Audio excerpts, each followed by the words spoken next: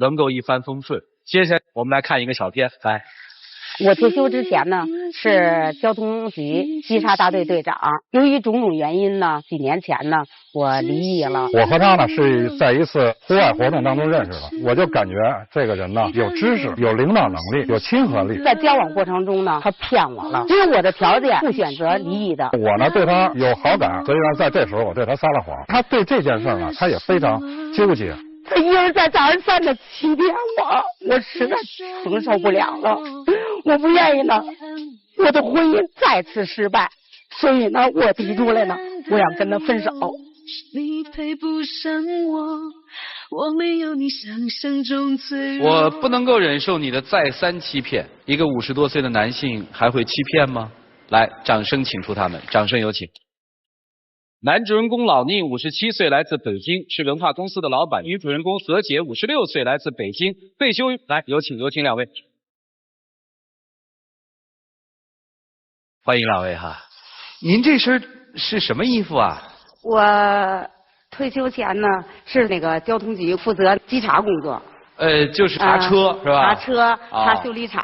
啊，这是您退休前的制服是吧？啊，对。今天为什么穿一身制服来啊？我特别挚爱我的工作。这20多年来呢，我呢始终穿着工作服，对我这身工作服呢感情特别深。就是正式场合您愿意穿这个工作服出来，是这意思吧？对对对。面对一个有过稽查经验的女性，你怎么能再三欺骗呢？其实并不是欺骗她。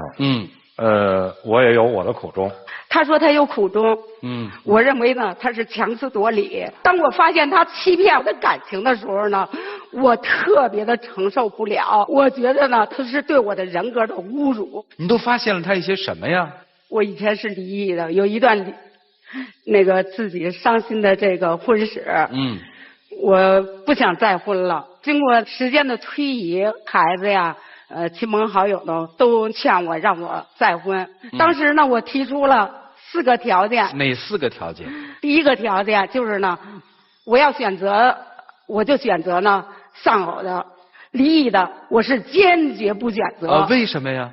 女人嘛，都是注重感情的啊，不到万不得已的情况下，她是不会走这一步的啊。只要是离异的男人，我觉得呢。就是他的问题。第二呢，就是对方的子女同意他再婚。第3呢，有退休金。第4呢，身体健康。要说后3项好像不觉得要求很高。对。第1项要求倒是挺独特的。关键就是这第1项就给我卡在这儿了。其实我也离异有那么几年了。也在想后边往下走走什么的。这么长时间找呢，我就没感觉有这么一个像他这样这么对心思的。在这之前我并不知道他有这个要求。有个大姐平常跟他关系不错，我的情况这个大姐在这之前也了解过。她说你能不能跟这个何姐这么一说吧，反正说到我心缝里了。正中下怀。但是我并没有表现出什么来。然后我就侧面的打听跟他聊，说他是什么情况啊。当我知道他这个要求的时候，就第一个要求的时候，我心里打了个沉。后来我就想什么呢，我想不如试着哈先跟他进一步接触，积累一段感情。他这个积累感情时间也太长了吧？接触8个月以后，我们就在一起生活。为什么在一起生活呀？因为呢，他家里边呢有一个病重在身的老母亲，80多岁，血压高，然后糖尿病并发症，等于要帮着照顾。因为他呢是自己搞的企业，他要经常出差呀，没人照顾老母亲。然后呢，我去照顾他，给端屎端尿。这是对老人，对他来讲，我从头到脚的我关心你，我哪点对你不好？正是因为你为我做了这么多，我就那些话就真话，我就张不开嘴，就更怕失去他。那您是怎么发现他是离异并不是丧偶的呢？我们在一起的时候，他手机响，他不接，他背着我，我就觉着有问题，因为我是过来的人，你在我面前耍这种耍腕是行不通的。其实那并不是耍手腕。这种现象呢发生多次，有的时候我就侧面的跟他的家人聊天，我说你看他这反正也挺不容易的，老妈又那什么，说的这个夫人呢有什么？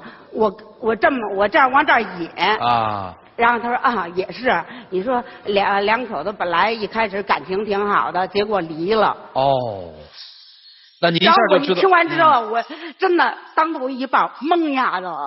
我儿子当初他跟我提的时候，我很明确的说了我的要求，而且我把我的第一个要求是占主要的。那您当时他说他是丧偶的，那您后来呢，我说就冲你这个不诚实，我呢要跟你分手。哦。后来呢，经过家人的劝说，还有他呢跟我交流吧，后来我一想也是，我呢也别太固执了，我就把我的这个那个条件降低门槛了。对，这就算一片吧。那个再三指的是什么呀？他是经常出差，然后出差一回来，一开门，呼下子一股香水味儿。我还不能说什么，我说你辛苦了，把衣服接过来，我就观察他那个衣服上的有什么异常啊？你看我这头发是卷的，是短的，可是他这衣服上呢沾有呢长头发。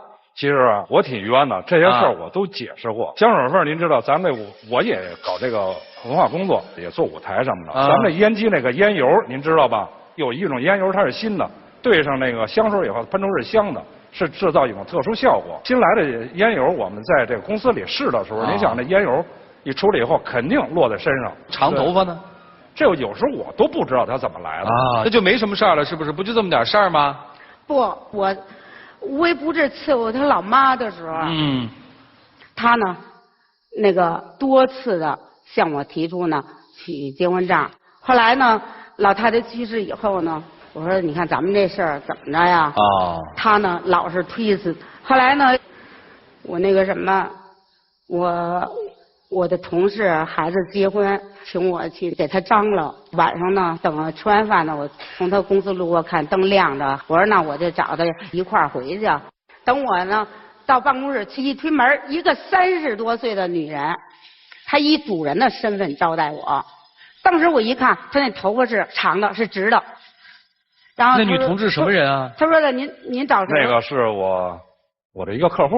客户谈工作，白天谈，那都几点了？而且我进门的时候你没在屋，他在屋呢，对吧？他问我您找谁？他关系要是正常的话，这是不可能的。这个就是一个朋友关系，他是我的一个客户，平常也聊聊天啊，说说话啊，就是一个朋友关系，真没什么。那你呀？你不仅蒙我，你还蒙大家，因为什么？当我跟这女的在这儿交流，这时候她进来了啊。她进来之后呢，她一看见我来了，她特别慌张，脸刷呀的就变色了，特别的紧张啊。然后她赶快把那女的叫出门去，说什么我不知道。那女的进屋提起包，很不情愿、很不高兴的就走了。如果她要是正常的话，她能那样吗？对不对？你呢，不仅欺骗我，你还欺骗他。你呢是脚踩两只船，你太不道德了。我不跟你分手，我跟谁分手啊？谁我都没欺骗，那个就是一个正常的朋友关系。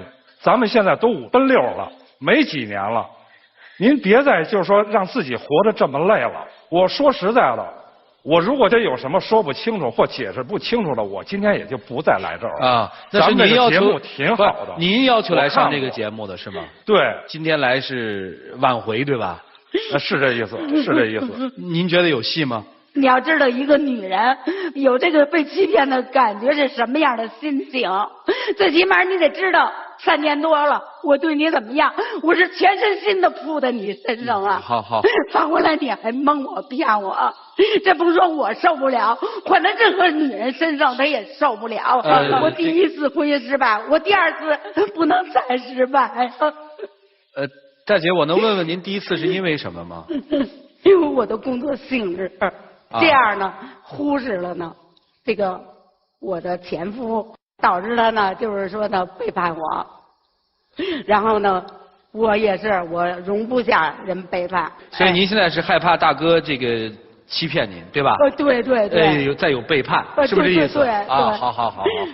我希望一会儿老师跟您聊天的时候坦诚一些，有一说一，好吗？来，一起进入丘比特问卷。也就是大姐特别有少女情怀，要求她就是死了前妻的人才可以嫁，爱情来了就是来了，你非要找一个就是不要离异的，那您也是离异的，那怎么办？别人如果男的都要找这样的，您也没有了嘛，太纠结于这个了，就少女情怀太重了，大姐沉浸在这样的爱情理念中，我觉得这挺累的。就是您觉得自己的满腹委屈，把一个所有的心和爱给了另外一个男人，你帮他伺候妈妈。帮他照顾家庭，因为你爱他，你才这样啊！你不爱他，你给大街上另外一个男人干吗？你肯定不干。还有大哥，我真不了解您到底跟那30岁的女人有没有关系，这我没法说。半夜3更的一女的坐您办公室，谁都看不过去。工作就别让那个30岁的女性朋友10点钟到办公室聊了，您就下班前把她聊完。或者您要实在是这个年轻女性太想跟他聊了，您带着嫂子一块去，这就把这个婚事就给定了是吧？还带着嫂子一起去了。对呀，您这喝咖啡有啥？谢谢您这么说。离异的男人都是坏男人，这个就是一个错误的逻辑。也可能你的逻辑是由于上一次失败的婚姻导出的结论，你要被过去影响现在是你的一个不幸。但如果现任你不抓住现在的幸福的话，那你真是犯傻。怎么不犯傻呢？信任他，同时呢，给到丈夫足够的一个自尊和空间。夫妻之间的信任是最关键。大哥呢也有问题，你老说自己没有外遇，但是很苍白无力，不妨让自己毫无神秘感，敞开你的空间，让他随时来查。如果他经常的查，没有什么都没有发现，他也没有兴趣了。徐总的意思就是说，面对疑心很重的另一半，又缺少信任的时候，不妨另外一半把你所有的事情全部打开，透明给他。建立信任关系，是这个意思吧？没错。好，谢谢。来，陆老师，那女的对你有没有意思？那是他的事。有没有？有，他没说过。我也没问过。但你感觉到了，对不对？我知道你感觉到了，为什么？因为当你看到2个女人在同处一室的时候，你把那个女的叫出去，单独跟她说话，然后那个女的脸色非常不好的走了。如果2个人一点暧昧都没有的话，为什么要单独叫出去说呢？对不对？但是大哥，你给我一句实在话，你有没有想过跟这个女的发生点什么？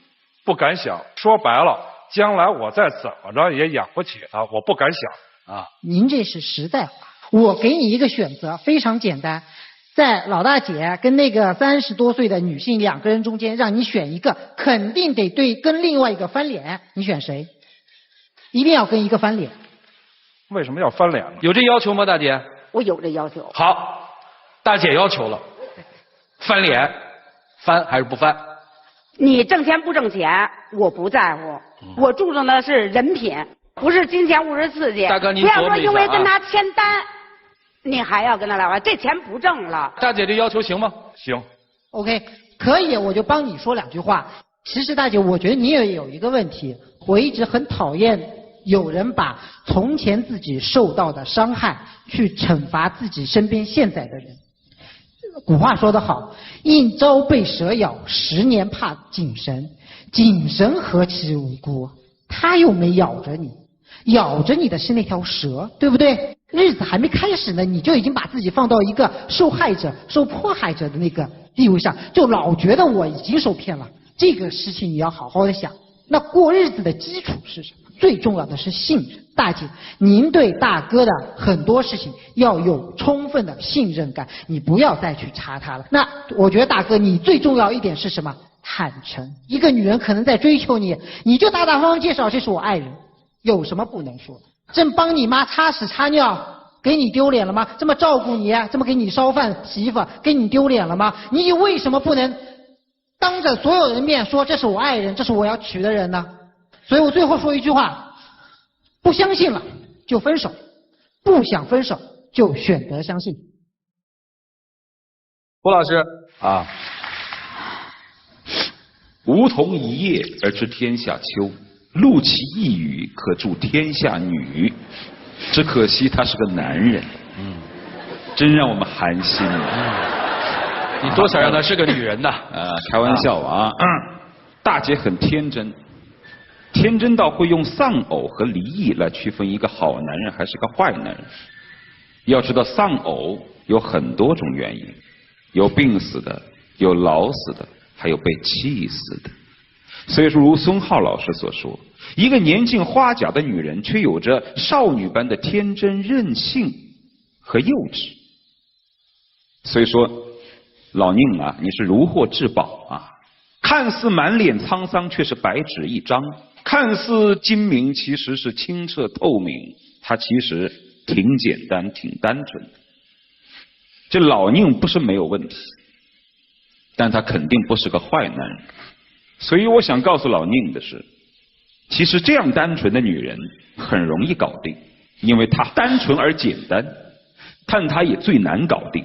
就是因为像这样一个非常固执的、坚持、任性的、沉醉的这样一个女人，只要你心里面有一点坏伎俩，她的直觉就可以告诉她，她对你会没完没了。男女之间的恋爱，不管是年纪轻的还是年纪大的，有一个规则大概是永远都要坚持的，那就是真心换真心，真金换真金，就这样。大哥都听明白了哈，剩下的时间留给你们自己，一人1分钟。来，我们一起进入黄金60秒。从打我认识你那天，我对你所有的表示都是真的，尽管这其中呢发生了一些误会，走为一段的曲折，本质上我没有变。我希望我们继续走下去，毕竟是夕阳西下了。我就希望在有生之年，祈求上天给我们一个快乐的日子。其实一开始我特别信任你，根本就不怀疑你。就是我发现你第一次骗我，从那开始，我心里边老有个疙瘩。你也知道我这性格，认死理儿，一就是一，二就是二。所以呢，虽然说后来亲朋好友劝我让我原谅你，但是呢，心里还是别扭。生活有些事儿其实就是这样，有些机会你错过了，也就再没了。到后面去考虑考虑，好不好？也许你那个深陷其中的套本身就是错误，它束缚了你。大哥回去等好吗？谢谢两位，来，请回，请回。来，请关门。各位拿起手里的表决器。不同的职业其实都有不同的职业习惯。仔细冷静地想一想，你有没有把你的职业习惯带入到你的情感生活里？你带入了，你就按赞成；你没带入，你就按反对。来，各位，请选择。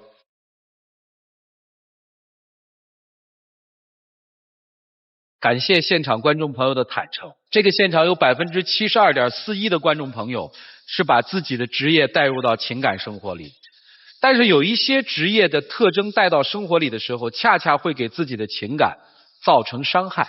所以提醒大家，职场的东西回家的时候把它关在家门口，别拿这个困扰自己的感情。不管他们成还是不成，今天老师们给的这个建议一定要记住，要信任对方。信任的基础是什么？是不辜负信任。我们看大姐能不能在这么短的时间里重建对这个大哥的信任。来，一起数5个数，5、4、3、2、1，请开门。就是爱你爱的你，好吧。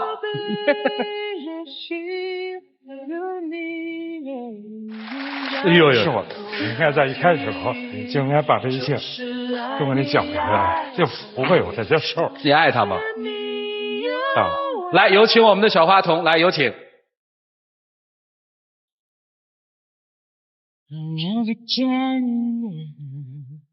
好，谢谢你们，请回。这是由杰利亚提供的嘉宾订婚的套装礼盒，他们有一个特别好的心意，说把这份特殊的礼物送给你最深爱的人，代表着你的生命里有他才精彩。让我们一起来见证这个浪漫而神圣的时刻。